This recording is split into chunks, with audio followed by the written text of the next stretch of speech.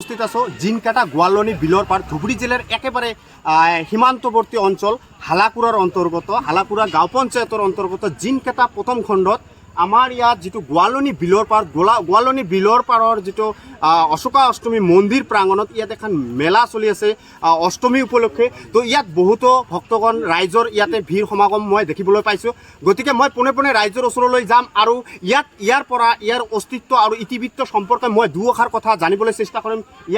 আমাৰ ইয়াত উপস্থিত আছে ইতিমধ্যে আমাৰ এই জিনকাটাৰ যিটো গোৱালনি বিলৰ পাৰৰ যিটো এটা কমিটি মেলা কমিটিৰ ইয়াত প্ৰেচিডেণ্ট দীনেশ ৰয় উপস্থিত আছে। দীনেশ ৰয়ৰ পৰা মই পোনে পোনে দুআষাৰ কথা জানিবলৈ চেষ্টা কৰিম। আপোনালোকৰ মোৰ লগত থাকে মই প্ৰশান্ত ভকত বিজ্ঞানী অসম। তো আপোনালোকে এইখন মেলা অনুষ্ঠিত কৰি আছে প্ৰত্যেক বছৰে, হয়। তো আপোনালোকে আগন্তুক দিনত কেনেকৈ এই মেলাখন আৰু উন্নতি কৰিব বুলি ভাবি আছে? সৰ্বপ্ৰথমে মই বিজ্ঞানী নিউজক ধন্যবাদ জনাইছোঁ। বিজ্ঞানী অসমক মই ধন্যবাদ জনাইছোঁ। হয়, এইখন মেলা আমাৰ একেবাৰে ধুবুৰী জিলাৰ সীমান্তৱৰ্তী অঞ্চলৰ মেলা। হয়, এইখন মেলা আমাৰ জন্মৰ আগৰ পৰাই মেলাখন হৈ আছিল, হয়, আৰু এতিয়াও হৈ আছে। হয়, আগন্তুক দিনত আমাৰ এই মেলাখন যাতে সীমান্তৱৰ্তী অঞ্চল হিসেবে উন্নত মানৰ কৰিব পাৰোঁ তাৰে আমি কামনা কৰি আছোঁ। আৰু অত্ৰ অঞ্চলৰ ৰাইজৰ সহায় সহানুভূতি আছে আমাৰ এইখন মেলাৰ লগত। আৰু এই বিলখন যে আছে আমাৰ এইখন বিলত বহুত দূৰ দূৰণিৰ পৰা মানুহ আহি স্নান কৰে আৰু ইয়াত চকীও মানে পাতে। আৰু আমাৰ মেলাখন ৰাতিপুৱাৰ পৰা মানে গধূলি ৰাতি 10টালৈকে আমাৰ মেলাখন থাকে। আৰু মেলাখন ডিচিৰ পাৰমিশ্যন প্ৰাপ্ত হয়নে? এইখন আমি বছৰে আমি পাৰমিশ্যন লওঁ, আমাৰ মানে SP অফিচৰ পৰা আমি পাৰমিশ্যনটো লৈ আছোঁ। হয়, এখেতে জনাইছে এইখন আচলতে চৰকাৰীকৰণ হিচাপে আমাৰ আয়ুক্তই এইটো পাৰমিশ্যন প্ৰাপ্ত প্ৰত্যেক বছৰে এইটো কৰি অহা হৈছে। আৰু লগতে ইয়াত উপস্থিত আছে আমাৰ জিনকাটা গাঁৱৰে এজন বিশিষ্ট ব্যক্তি তথা এখেতৰ জগন্নাথ ভকত। এখেতৰ পৰা মই দুআষাৰ পোনে পোনে জানিবলৈ চেষ্টা কৰিম। তো আপোনালোকে জিনকাটাৰ বাসিন্দা হিচাপে গোৱালনি বিলখন যে আছে গোৱালনি বিলৰ ওপৰত আপোনালোকে উন্নতি প্ৰকল্পৰ কিবা চিন্তা চৰ্চা কৰি আছে নেকি? ধন্যবাদ। আপনাৰা সবে জানে যে ধুবুৰী জিলাৰ অন্তৰ্গত জিনকাটা আদৰ্শ গাঁৱৰ এখন ঐতিহ্যপূৰ্ণ অশোকাষ্টমী মেলা। হয়, ইয়াত আমি জন্মৰ পৰা দেখি আহিছোঁ। হয়, আৰু দুখন মেলা আমি দেখা পাইছোঁ। হয়, বিৰাট প্ৰতিযোগিতামূলক হৈছিল। হয়, অত্ৰ অঞ্চলত বিশেষকৈ গোটেই গ্ৰগঞ্জ সমষ্টিবাসী ৰাইজ ইয়াত উপস্থিত হৈছিল, ইমানে মানুহ হৈছিল। হয়, হয়, আৰু তাত কাৰ্যক্ৰম হিচাপে আমি দেখা পাইছিলোঁ যে বিভিন্ন আনন্দদায়ক বিভিন্ন অদ্ভুত খেলা ধূলা, যেনেকৈ ইয়াত কুশান গান দিন ৰাতি হৈছিল। ইয়াত ঘোঁৰাৰ 50টা ঘোঁৰাৰ দৌৰ দেখিছিলোঁ আমি। ইয়াত জুইৰ ওপৰত দি খোজকাঢ়ি যোৱা মই নিজে দেখিছিলোঁ।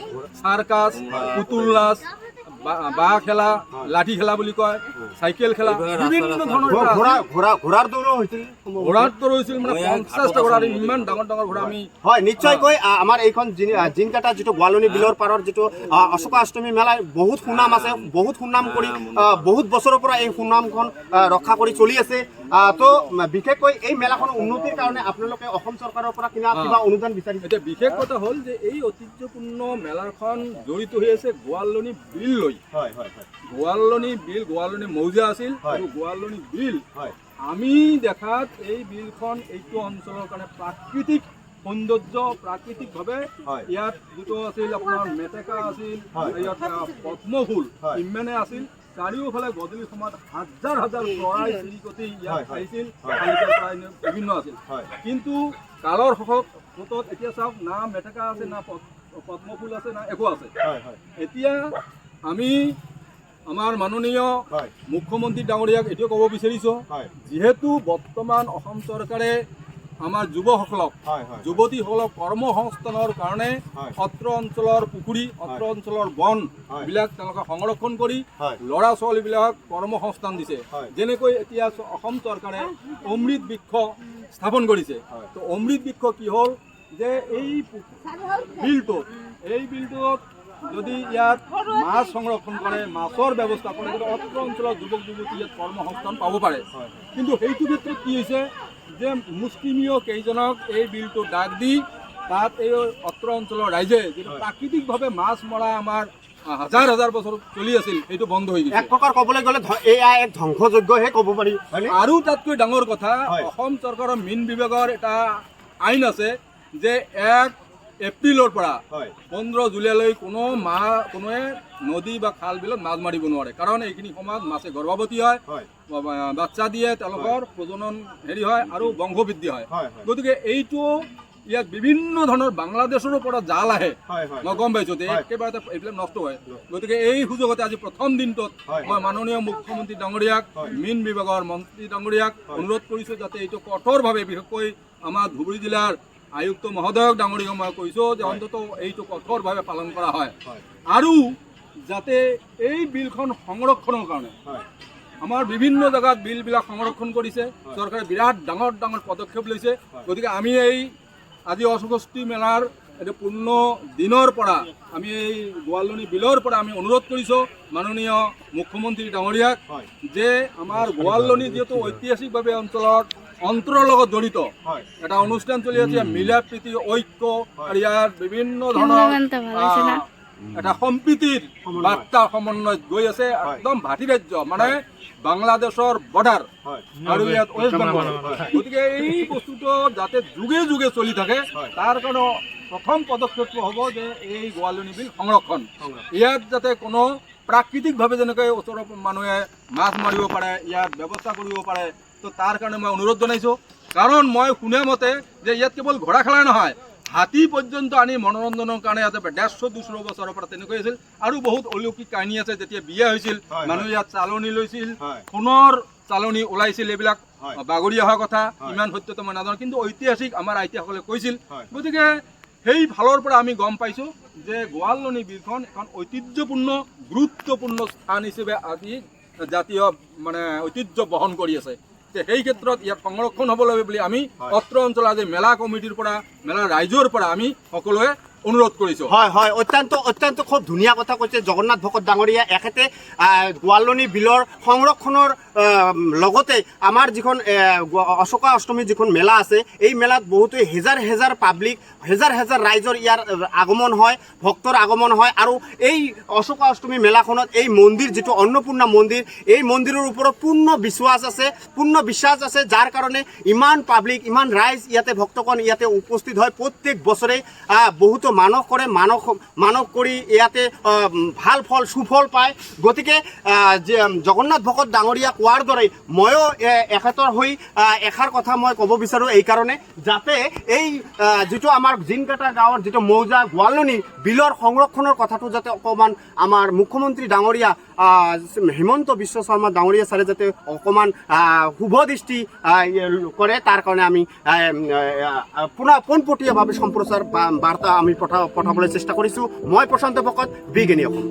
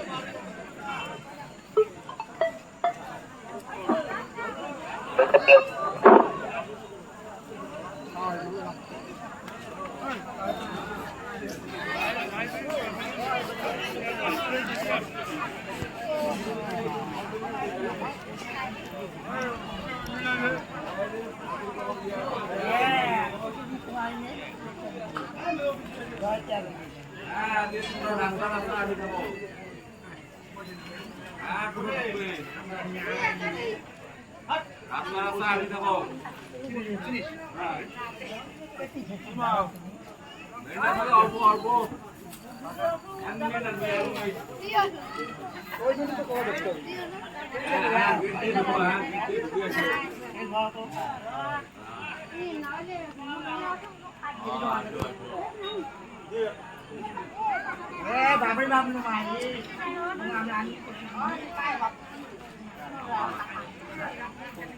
Bye.